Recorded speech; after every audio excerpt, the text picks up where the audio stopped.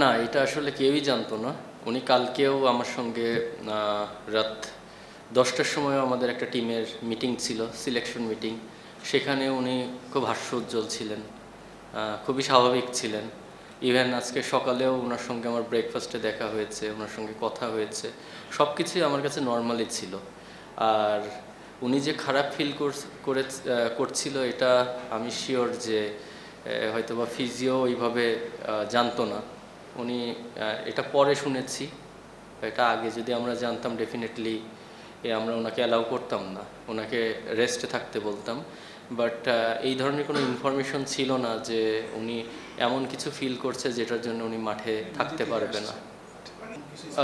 না, এই ধরনের আসলে আমার কাছে এই ধরনের কোনো ইয়ে নেই।